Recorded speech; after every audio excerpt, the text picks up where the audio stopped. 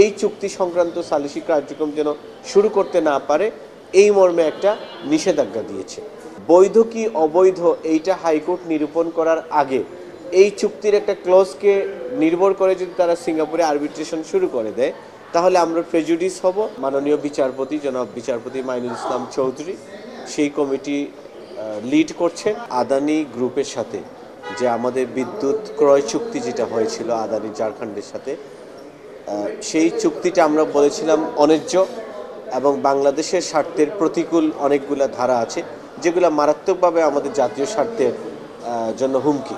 এই জন্য আমরা চেয়েছিলাম যে আদানি গ্রুপের এই চুক্তিটা তারা যেন আবার পুনর্মূল্যায়ন হয়ে এইটার ন্যায্যতা এবং সমতার ভিত্তিতে ক্ষতিকর ধারাগুলো যেন আবার পুনর্মূল্যায়িত হয়, নতুন করে লেখা হয়। যদি সেইটা তারা রাজি না হয় তাহলে এই চুক্তিটা বাতিল চেয়ে আমরা রিট পিটিশন দায়ের করেছিলাম এবং মহামান্য হাইকোর্ট ডিভিশন তখন আমাদের রিট পিটিশনের শুনানি নিয়ে ওনারা একটা রুল ইস্যু করেছিলেন এবং সাথে সাথে কতগুলো ইন্টারলোকেটরি অর্ডার ডাইরেক্টিভস দিয়েছিলেন। এর মধ্যে একটা ছিল একটা হাই পাওয়ার্ড কমিটি গঠন করার নির্দেশ দিয়েছিলেন।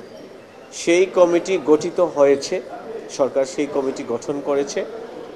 একজন সাবেক মাননীয় বিচারপতি জনাব বিচারপতি মাইনুল ইসলাম চৌধুরী সেই কমিটি লিড করছেন।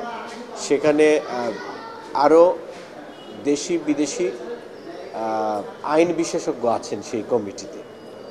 তো সেই কমিটি যখন পর্যালোচনা করছে এবং হাইকোর্টে যখন এই চুক্তিটা বৈধ কিংবা অবৈধ এই বিচার প্রক্রিয়াটা হাইকোর্টে চলমান, সেই অবস্থায় এই চুক্তির একটা ক্লজের উপর ভিত্তি করে আদানি গ্রুপ সিঙ্গাপুরে আরবিট্রেশন ইনিশিয়েট করার জন্য তারা ইতিমধ্যেই প্রক্রিয়াটাকে স্টার্ট করে দিয়েছে।